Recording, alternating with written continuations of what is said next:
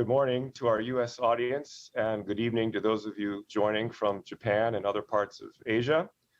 I'm Nick Cheney, Senior Fellow and Deputy Director of the Japan Chair here at the Center for Strategic and International Studies. And on behalf of Dr. Michael Green, who unfortunately couldn't be with us today, it's my pleasure to welcome you to Strategic Japan 2022, Competition in New Domains. Launched 9 years ago with support from the government of Japan, the Strategic Japan project invites Japanese foreign policy scholars to address various regional and global challenges and the implications for the U.S. Japan alliance. We've had 33 Strategic Japan scholars to date, focusing on various issues such as Japan-China relations, the free and open Indo-Pacific strategy, and Japan's growing role across the region and the world. This year, we chose the theme New Domains to reflect the important role that technology plays in this era of strategic competition, and to explore ways Japan and the United States can manage technological competition as economic security and national security strategy become increasingly intertwined. Our Strategic Japan scholars this year have written working papers on various aspects of competition in new domains, which we'll publish online in the coming days, and then include in an edited volume later this year on the prospects for a technology security alliance between the US and Japan. So let me begin by introducing our 4 scholars participating in Strategic Japan this year. First is Mihoko Matsubara. She is the Chief Cybersecurity Strategist at NTT Corporation. Matsubara-san previously worked at Japan's Ministry of Defense before pursuing a master's degree at the Johns Hopkins University School of Advanced International Studies. And she also helped advise the Japanese government on cybersecurity strategy prior to the Tokyo Olympics. Her paper, which we'll discuss in a moment, focuses on Japan's 5G security strategy. Next, we have Tatsushi Amano, who's the Director General of the Strategic Research Department at Japan Bank for International Cooperation.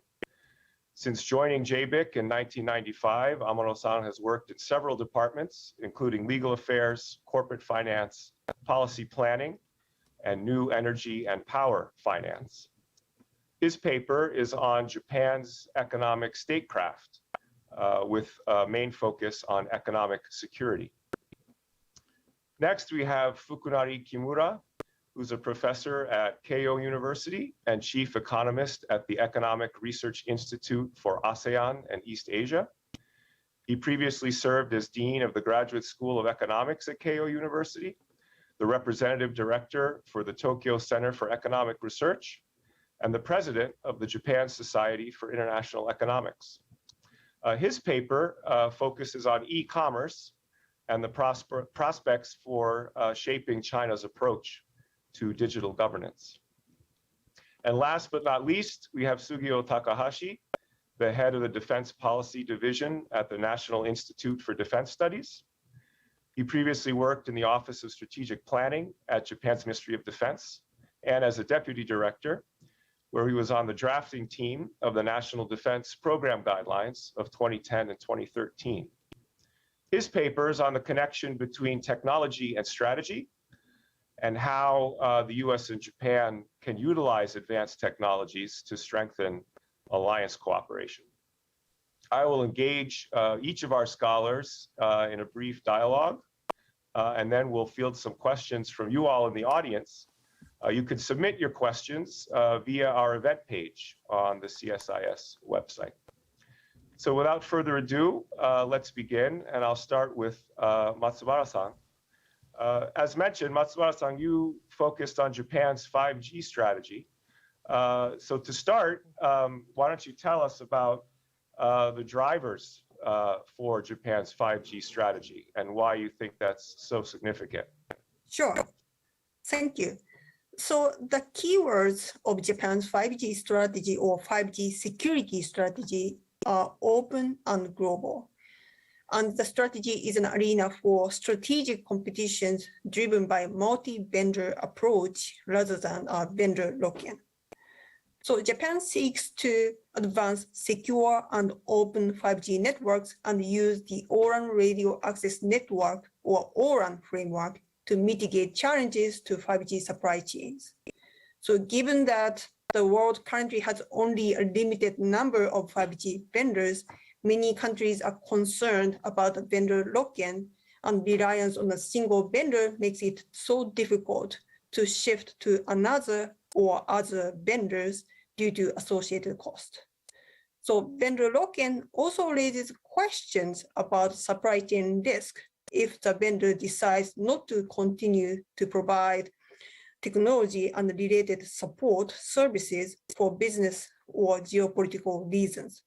So geopolitical tensions can also change the way ICT services are supplied. So that is why a cross-vendor approach is now more important than ever to allow for a more flexible combinations of suppliers, promote market competition, and reduce supply chain risks. Also, I also would like to highlight the uniqueness of Japanese 5G security environment. So in April 2019, the Japanese government chose to allocate 5G spectrum to 4 mobile service providers, including NTT, to deploy 5G services across the country by 2024, rather than auctioning it off to the highest bidder. This actually lifted financial pressures from the Japanese mobile service providers to monetize their 5G services quickly by procuring cheaper but less secure products. Those mobile service providers are required to abide by the guidelines for government procurement of IT products and services on cybersecurity and also supply chain risk management. The Economic Security Promotion Bill that is expected to be cleared by the end of this year will also demand Japanese mobile service providers to enhance their 5G security and also supply chain risk management.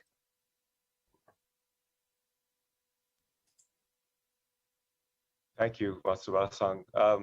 In addition to O-RAN, you also highlight the innovative optical wireless network. So could you talk about that? And also for O-RAN and IOWN, what are the prospects for U.S. Japan cooperation? Sure, certainly. So in January 2020, Intel, Sony, and NTT Corporation founded the IOWN, or Innovative Optical and Wireless Network Global Forum, to create cutting-edge end-to-end photonics-based ICT infrastructure that covers 5G and beyond. The expansion of 5G services in the future will lead to a larger amount of Internet of Things and data. The world needs certainly breakthrough technologies to manage a larger amount of data with much higher speed and transmission speed and with much less energy, given that the world is now in the energy security crisis. So that is why the IOWN Global Forum members aim to increase transmission capacity by 125 times, reduce end-to-end latency by 200 times, and decrease power consumption by 100 times to support a smarter world by 2030. And as of February 2022, 91 companies belong to the initiative from various sectors such as auto manufacturing, finance, food, chemicals, ICT, semiconductors, and telecommunications from Europe, Japan, South Korea, Taiwan, and the United States. But the ongoing war in Ukraine and consequent economic sanctions on Russia have raised new concerns about energy security. So that is why this eco-friendly effort by the O-RAN Global Forum is crucial in the energy crisis. Still, some have raised their concerns over O-RAN security because they argue that the complicated integration of 5G components would lead to security issues. So that is why I'd like to propose a Japan-US working group on O-RAN security to share 5G O-RAN security test results and provide strategic communication through bilateral working group composed of both civilian agencies and defense agencies, and as well as industry representatives. Fortunately, both of the countries, Japan and the United States, already have 5G O-RAN test beds at the University of Maryland and the shared open lab in Yokosuka by NTT Docomo. The Yokosuka lab launched by NTT Docomo allows companies to test their technologies remotely without traveling in person. So I would say that this really works well in the pandemic. Thank you. Great. And Matsuura-san, I also wanted to ask about a third theme in your research paper, which is data security, specifically in the context of quantum computing. So could you share your thoughts on that, and also how the US and Japan, perhaps in partnership with other countries, can demonstrate leadership in this area? Sure, thank you.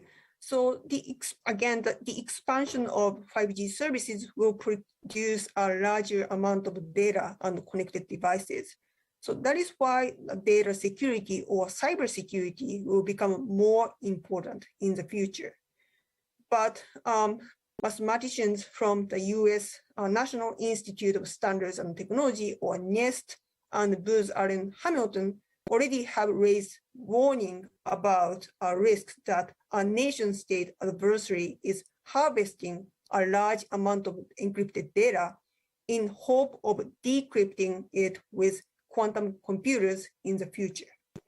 So that is why it is indispensable for Japan and the United States to develop post-quantum cryptography in parallel with quantum computing for national security reasons. Japan and the United States should establish a bilateral working group on quantum computing and post-quantum cryptography to adapt technology for economic and national security and allocate necessary funding.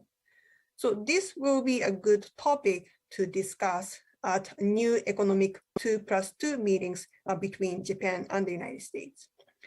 Again, fortunately, Japanese and US companies have already started to collaborate on post-quantum cryptography over the last few years. For example, NIST does standardization process for cryptography, and the cryptography code NTRU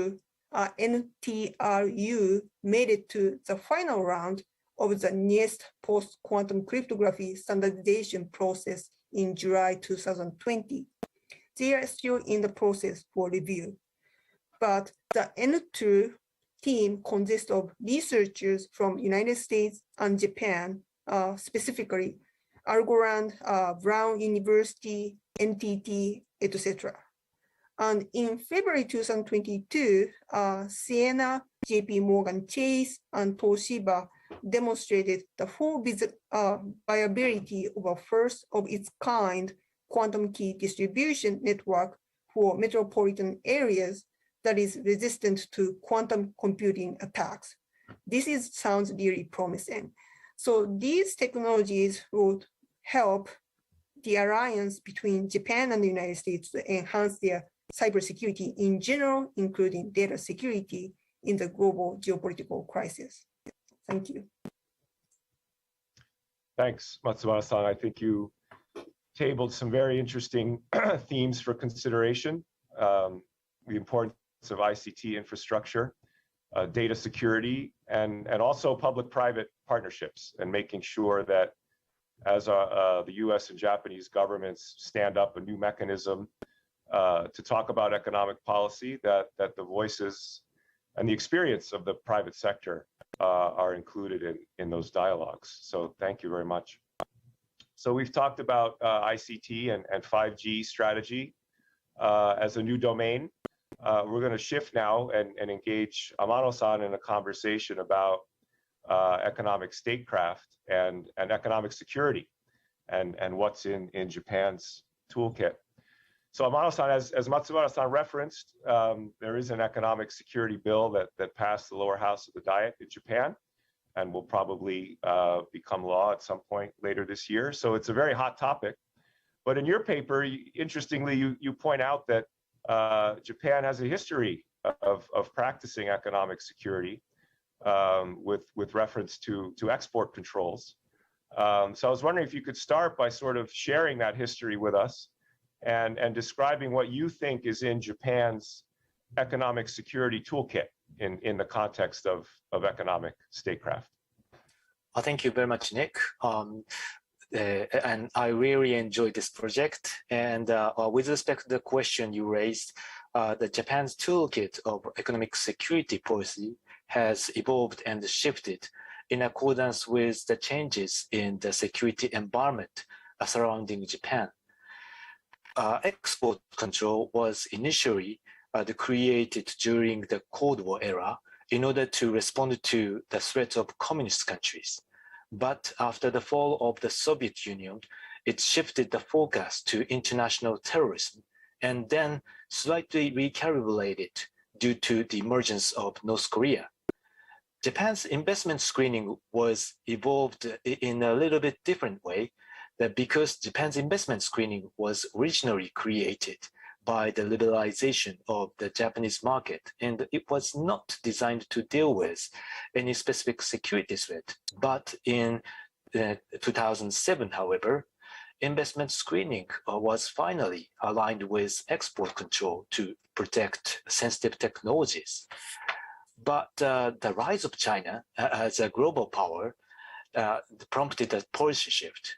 China proposed Made in China 2025 and the dual circulation economic strategy. China's growing economic power and influence is apparently different from the threat Japan has faced in the past. Under this circumstance, we have to reconsider what kind of tools we have to equip with. In 2019, Japanese METI has proposed the concept of economic policy integrated with security. This is the early version of economic security. In accordance with this concept, Japan recalibrated export control, investment screening, R&D policy, supply chain policy, infrastructure deployment, and development finance. Those are now the main tools of Japan's economic security.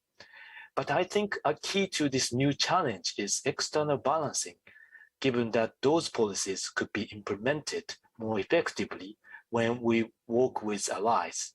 And that's the advantage Japan and the US have maintained as opposed to China. Thank you, Amano-san. And I'm going to ask you for your thoughts on U.S.-Japan collaboration in a second. But for the benefit of our audience, I thought if you could first talk about the pillars of Japan's economic security legislation and how do you think the private sector in Japan is reacting to it? Are there some weaknesses? Are there things that were left out that still need to be addressed? If you could sort of paint that picture for us, that would be great. Thank you. As Nick mentioned, the Japan's economic security bill was passed by the House of Representatives yesterday and will be discussed by the upper house. The bill consists of 4 parts. The first, strengthening the supply chain of important goods and raw materials. Second, ensuring the safety and reliability of core infrastructure. Third, a framework for supporting important technologies in the public and the private sectors. And fourth, non-disclosure of patent information regarding sensitive technologies. It is a great achievement by the Kishida administration, but not enough. In my view, the proposed bill is more or less focused on internal balancing. But again, I think external balancing should be more highlighted, given that supply chain resilience, technology development, and protection of sensitive technologies could be achieved more effectively when Japan works with the United States. And this bill might be too narrowly forecast. Of course, we have to avoid a situation where every policy is included in the name of economic security, but this is too narrowly tailored. It's probably due to the fact that bill was prepared before the Ukrainian crisis and that we are going to have the upper house election this summer. So it seems that the Japanese government has avoided controversial policy measures which could potentially frustrate the Japanese business sector. It is reported that the Japanese government gave up the idea of penalty clause on the company's refusal to the government's inquiry about supply chain. Japanese business sector understands the importance of economic security, but they don't like regulatory framework, which have a direct impact on their business. According to the survey carried out by NHK, the Japanese state-owned broadcasting station, 60% of respondents expressed concern over regulatory measures for protecting sensitive technologies. This is probably the reason why the proposed bill included limited policy measures, such as non-disclosure of patent information in order to protect sensitive technologies. On the other hand, Japan's private business clearly appreciates incentives. Therefore, if the Japanese government is going to adopt strong regulatory measures in the future, such as tightening export control, it might be necessary to combine regulatory measures with incentives. But at the same time, it is necessary to note that incentive policies would cause a rent-seeking problem. How to deal with this problem is a difficult question, but policy makers need to be aware of these risks. Very interesting, Amano-san. So definitely a good start, but a work in progress. And I certainly appreciate your use of the term external balancing in the context of economic security and the need for the US and Japan to coordinate more on these issues. As was mentioned earlier, there is a new mechanism established, the US Japan Economic 2+2, to address the nexus between economic security and national security. And so this dialogue process will become even more robust in the weeks and months ahead. But you offer some interesting observations on areas in which the US and Japan might cooperate on economic security. And I'm particularly interested in your reference to human rights. You talk about the connection between human rights and economic security and sanctions policy. So please go ahead and share some of your thoughts, but especially on the human rights question, if you wouldn't mind. Thank you very much. In my paper, I have outlined 6 recommendations as to the collaboration between the US and Japan. The first thing I mentioned was a close information exchange, and the information exchange will form the basis of the US-Japan cooperation. In this respect, it is remarkable that both the US and Japan have introduced the information exchange mechanism in their investment screening.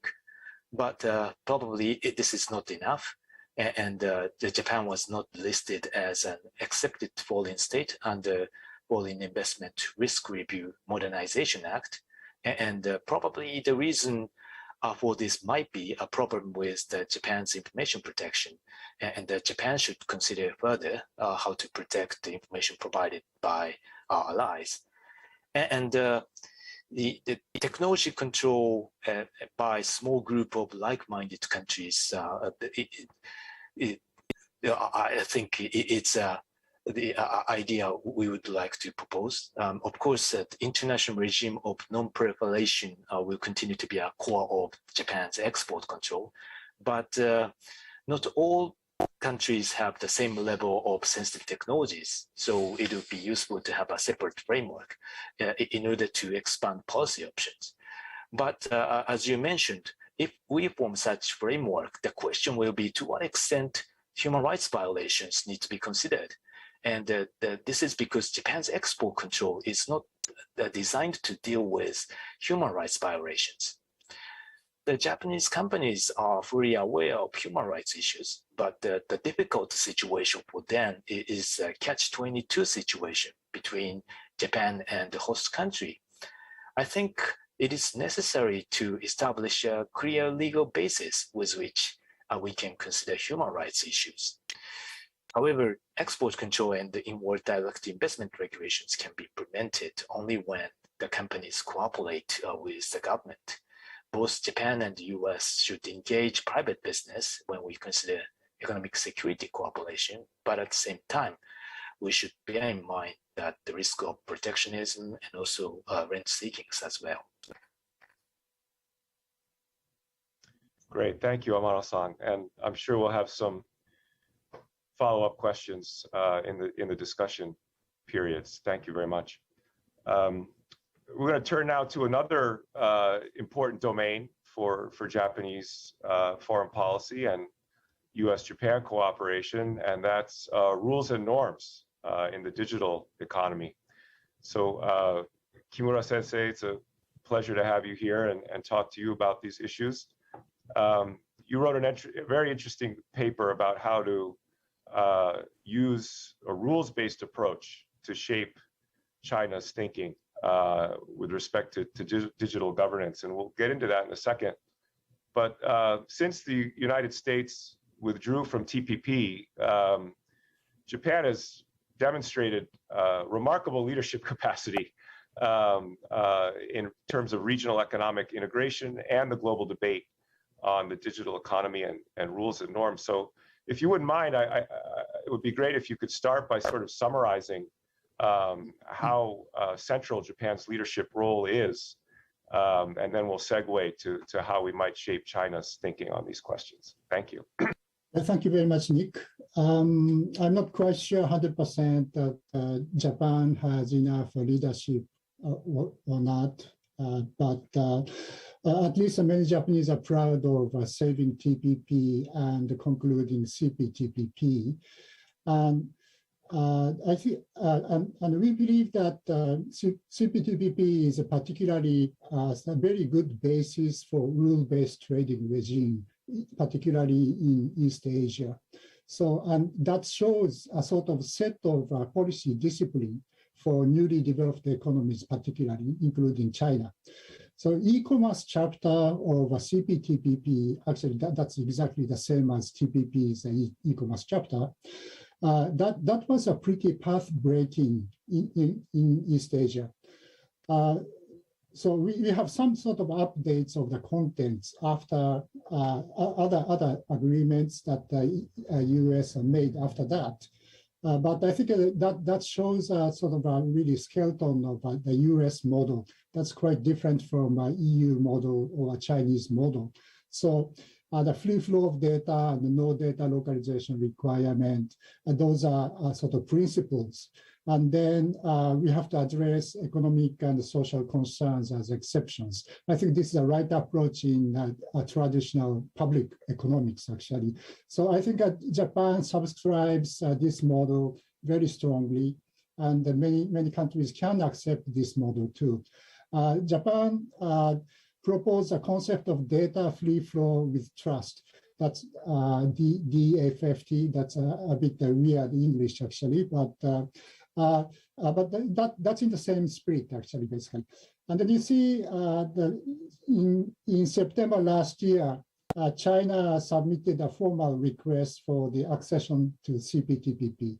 I think this is a great opportunity for Japan and like-minded countries to make Chinese policymakers realize that their political and economic system is not 100% compatible with international rules and norms. So some people may not believe that China does care about international rules very strongly, I think. It doesn't mean that they think much of the importance of the contents of international rules, but they have a very strong desire to become a respectable superpower in international fora. So we really have to take advantage of that. That's a stage that we are working on. And I hope that the Japanese would have a little bit more stronger leadership over there. Thank you. Well, just to pick up on your point about China and using CPTPP as a potential opportunity to shape its thinking, you point out that there are significant hurdles in order to accede to CPTPP. So that might be a little bit difficult.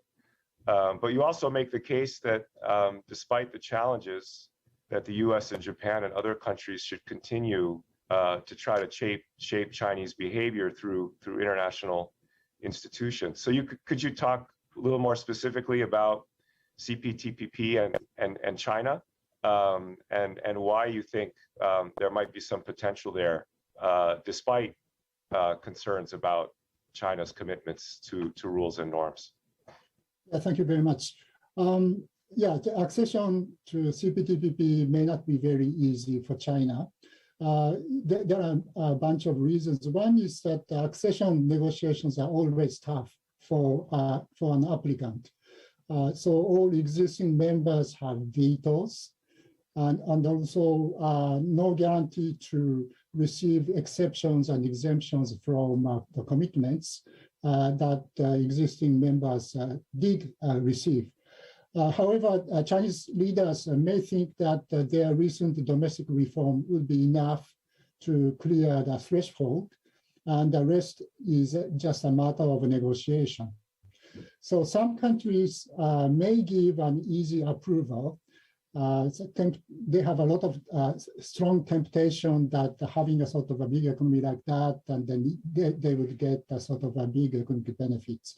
So Japan, Australia, and others would like to keep accession talks technical in a sense, rather than politicizing the issue and receiving backlash. So the challenge for China in terms of content is SOEs, so state-owned enterprises, labor, and liberalization, and e-commerce. So e-commerce is one of the really focal points that we have to talk. There are three e-commerce principles in TPP. One is a free flow of data. Second, no data localization requirement. Third, no forced disclosure of source code or software. Particularly for the first and two types of exceptions are granted. One is because of legitimate public policy purposes, they can have an exception. The other is national security exceptions. So actually, if you look at the world, virtually all countries in the world have some form of restrictions. So we really have to specify what could be a sort of exception, what cannot. But where's the boundary of exceptions? It's not really clear from the text of the agreement. And also the peer review among the CPP members is not very strong. So we are not really accumulating the cases to set a sort of boundary of exceptions. So China developed a system of data governance in the past few years. So if we look at the contents, and we have a lot of heavy restrictions on data flows, extensive data localization requirements, and also the most uncomfortable for us is there's a large room for government's access to private data. So, but those are under the name of a comprehensive national security. That's a national security concept much wider than we have. So how to claim inconsistency of their system with international rules, that's the issue that we have to work on. By doing so, we'd like to encourage reformers in China to be engaged in further reform. That's what we are trying to do. Thank you. And getting back to our discussion about Japan's leadership role, Japan is going to be at the forefront of determining whether China has a seat at the table in determining the rules and norms that are going to shape regional economic integration in the digital realm going forward. And so that's a very distinct responsibility, and we owe a lot to Japan for its leadership in this area over the last several years. Finally, I wanted to ask you your thoughts on U.S. leadership in this area. The Biden administration has launched the Indo-Pacific Economic Framework, which includes dialogue on digital issues, but as we've already mentioned, not in CPTPP. So how do you recommend the U.S. and Japan cooperate on this critical? Yeah, I understand that it is unlikely for the U.S. to come back to TPP or maybe getting access to CPTPP. However, a regional digital trade agreement is a possibility. The U.S. model can be a widely accepted model for the data governance, I believe. So, but we have to really form a sort of majority in Asia region too. So that's what we have to do.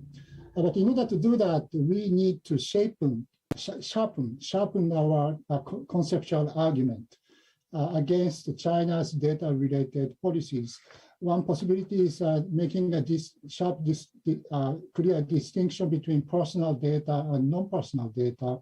Another is to introduce some sort of code of conduct on the government's access to private data.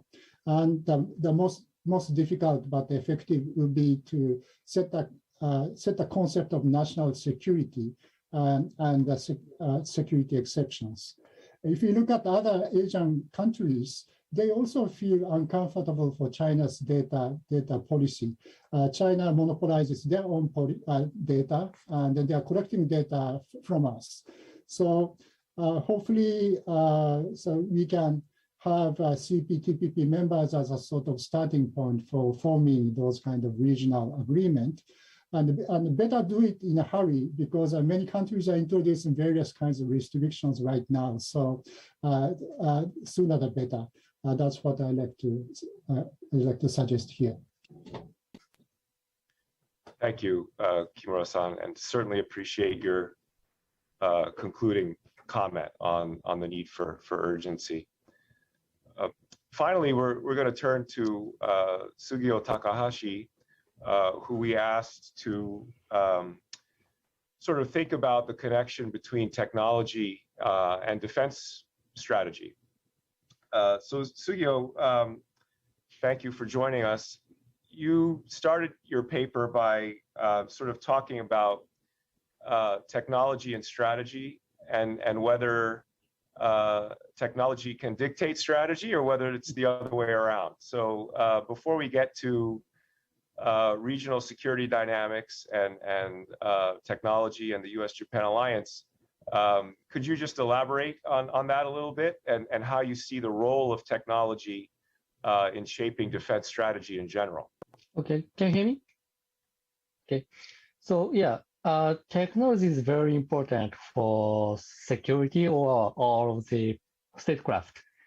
But that at the same time, but that is a part of tool.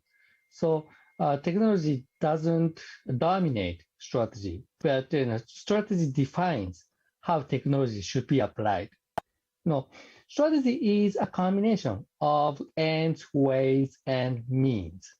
And the technology is basically that is a part of ways and means. In some sense, technology determines the range of ends, just as resource or some other capability do. But ends will be determined by other consideration, with some exception.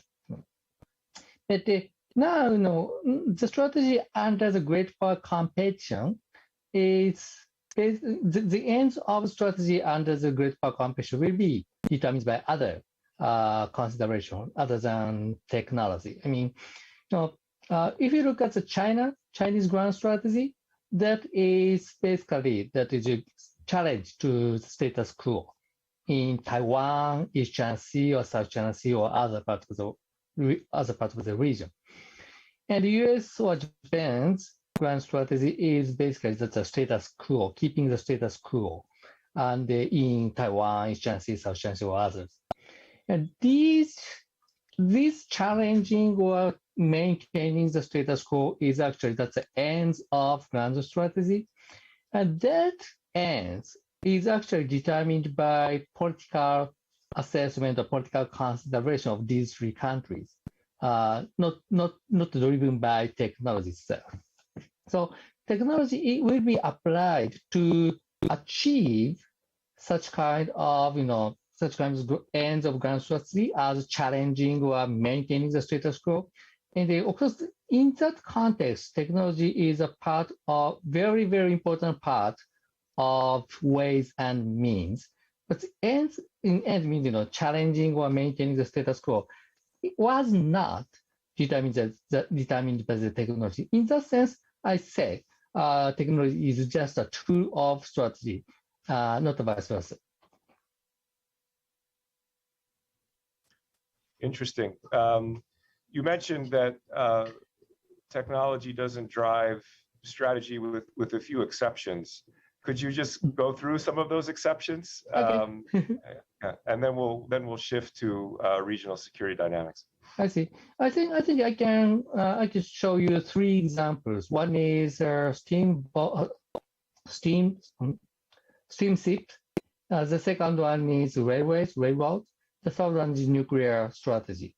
In case of steamships, that actually changes the map.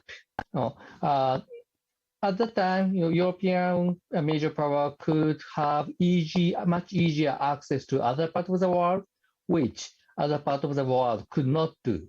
And the European countries send militaries or can conduct a massive trade. So that redefine the possible achievable ends of these countries. So the 19th century's imperialism era, the European countries' ends was actually determined by that kind of, comparative advantage given by steamships. And railway also changed the map, especially inside the Eurasian continent. So that was a very big catalyst to bring about to make the Mackinder's heartland theory. So again, that changed end. And so in some sense, technology, in some cases, technology itself can determine the ends. And the nuclear strategy, a nuclear case, that changes policy too. Before that, fight and win the war could be the end of the strategy, but since then, deterrence of the war is a prioritized goal. So these are very few cases to directly determine the ends of the strategy. But in case of now, even the emerging technology or information technology do not determine the ends itself. Great. And so let's shift now to dynamics in the region. You talked about defending the status quo, challenging the status quo, but how would you characterize regional security dynamics now in the context of technology competition? What are the relative strengths and weaknesses? And then we'll shift to your ideas on how the U.S. and Japan should cooperate on technology. Okay. Doing some kind of very rough net assessment, I thought, between China and U.S. Japan. There are two or three very distinct, contrasts, and they are in a comparative advantage for each other. In U.S. China, their advantage is first location and the strategic depth. They enjoy the very deep deployed military force inside mainland China, but the problem is they need to go across the ocean to change the status quo. But in case of Japan, the geography is not favorable because of it's a tiny island nation. So Japanese economy is very vulnerable against the economy and the military is very vulnerable against Chinese military strike. But Japan has ocean barrier in terms of the geographical relation with China. And the US is locating very far from East Asia, so they enjoy the strategic depth, but at the same time, they need to struggle with tyranny of distance. So these three countries have their own comparative advantage and comparative disadvantage. And so how do we, the strategic point is how do we utilize the comparative advantage of US Japan side, and how do we utilize a comparative disadvantage of Chinese side? This is the very basic, basic framework thought of our defense or security strategy, I think. And briefly, what do you think are some priorities for U.S.-Japan alliance cooperation in emerging technologies to address this challenge? One thing is, basically our position is defensive, or we don't need to go into Chinese mainland. Well, we don't necessarily need to strike Chinese mainland. Of course, there could be some tactical necessity, but we don't need to invade China. But China need to invade Taiwan to unify, or they need to invade Senkaku to capture that islands. So this kind of strategic offensiveness or strategic defensiveness provides a basic, again, the framework for our defense posture. So as Bridge Colby or other strategists discusses, U.S. Japan's basic strategy should be a denial posture based one. Denial posture means we don't need to go in the Chinese mainland. We can deploy the sea-based anti-ship missiles, sea-based anti-air missiles to deny Chinese invasion to our land. And so the technologies requirement is to assist or to give some solutions to such kind of military postures, military operations. For example, Chinese capabilities is characterized as their advantage of theater missile forces. They have about 2,000 missiles. 2,000 means in Russia-Ukraine war, Russia launched about 1,400 missiles so far. So 2,000 means more than that. And so that kind of missiles will give us very serious threat. That's a very accurate, and so our military, especially our fixed military capability, military assets, or even mobile military assets could be neutralized by their first strike.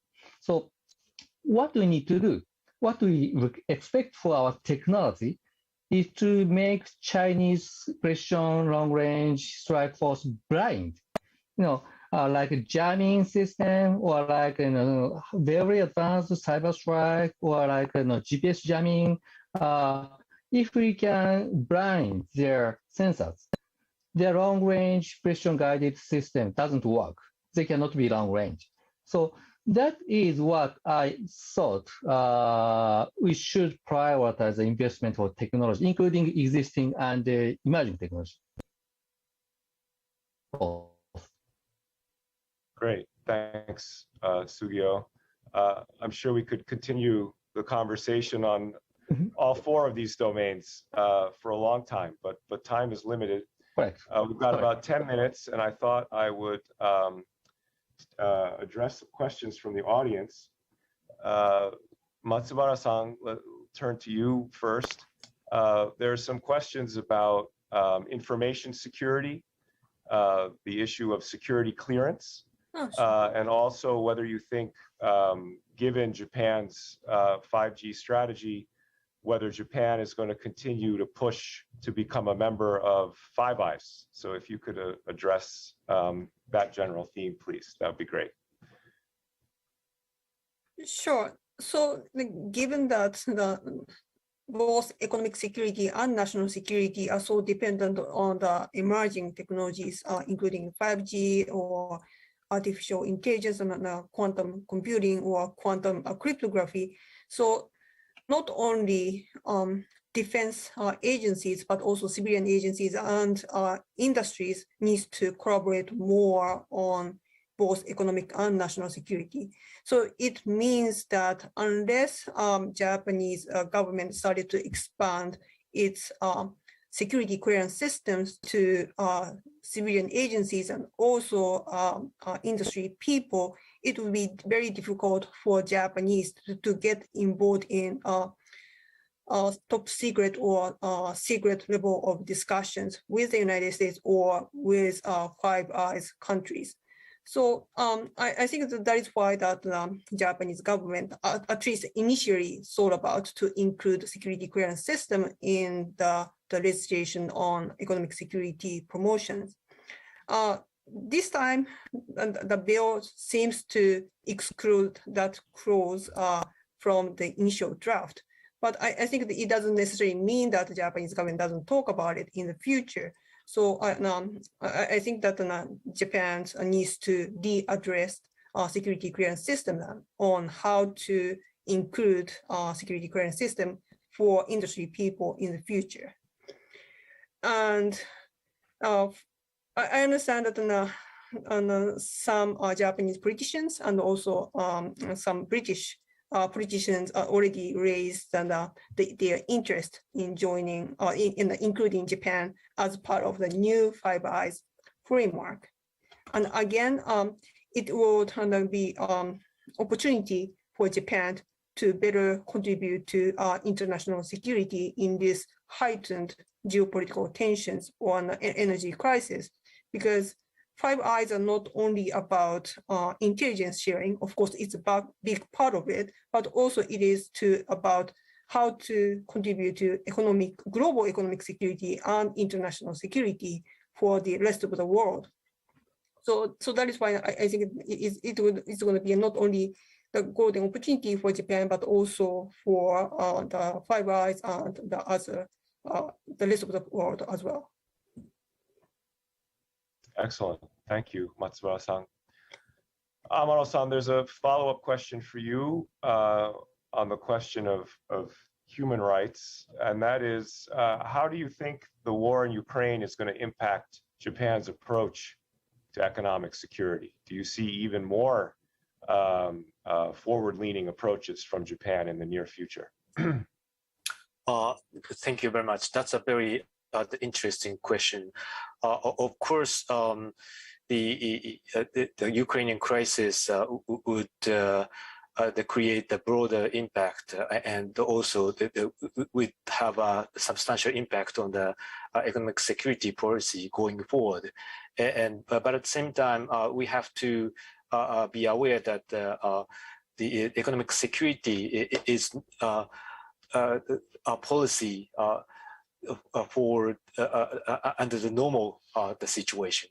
It's not the wartime the policy. So the Ukrainian crisis would probably prompt the further the Japanese the sanctions. But at the same time, we have to think about how we are able to create the reliable the economic security policy in a normal the situation. Excellent, thank you. Kimura-san, there are a couple of questions for you, which I'll try to summarize. One is, both Taiwan and PRC are interested in CPTPP. So your thoughts on that question. And also, building on your argument about a rules-based approach and using international institutions, are there other institutional arenas besides CPTPP where you think it's going to be important to engage China on questions of digital governance? Yeah, thank you. For the first one, yes. I'm not sure about the details of the preparation level of Taiwan, actually, but obviously some trade conflict issues like imports of Japanese Japanese seafood and other things, fishery products. I think they removed a sort of restriction, for example. So they are trying to prepare for that. Taiwan may be more likely to clear a sort of technical requirements than mainland China, in my assessment. But of course, in that case, things will be politicized, and I don't know how we can resolve those kind of issues. So that could be a sort of coming into a sort of pretty sensitive decision making over there. I cannot tell more than that. The second one, certainly CPTPP is one of the arena that we work on. But yeah, for example, RCEP, Regional Comprehensive Economic Partnership. So in terms of rulemaking or liberalization, so the level is much lower than CPTPP. But we could have a sort of conversation channel with China. In the framework of RCEP, for example. So once we have some sort of abrupt policy risks, so some sort of discretionary trade policies coming out of China, we have some sort of conversation over there. So we could utilize various kinds of international fora to do that. Of course, we cannot forget the WTO too. So for e-commerce, the WTO's argument is going on. Now a little bit slowing down because of the Russia-Ukraine war, I heard. But we could have some sort of a common denominator to some extent in that there too. So we have to utilize the various international fora for that. Thank you very much. Definitely regional and global. Finally, Sugio, a couple of questions for you in the few minutes we have left. One is, what's the greatest hurdle to U.S. Japan alliance cooperation on technology? I assume that's related to issues of information security and security clearance. And secondly, how do you think technology affects China's gray zone coercion strategy? If you could briefly touch on those before we wrap up. Okay, I need 30 minutes. But about the first question, I think, of course, the information security clearance is the problem. The other is the, how to say, the other comes from both countries' organizational culture to utilize the technology. That's a military culture. It takes a long time to introduce a new technology. So we need to shorten the time for both sides. So that is a very actually real barrier to apply the emerging technology. And the second one, about the gray zone, I'm very concerned about Japanese law enforcement's vulnerability of the gray zone, especially vulnerability of cyber and space in the gray zone. And that is a very sweet spot for China. They can launch cyber strike or GPS jamming against near Senkaku. Then Japanese Coast Guard or police will have very serious challenge, serious problem. So we need to reinforce their capability to prevent from China utilizing that vulnerability. So that's clear. Excellent. Thank you so much. Well, we've reached the end of the hour. I want to thank all four of you for joining us and contributing to Strategic Japan. It's really important to elevate your voices in the policy debate here in the US, and we look forward to publishing your papers in the coming days and continuing this dialogue in the weeks and months ahead, and hopefully in person. So thank you all, and thanks to our audience for joining us.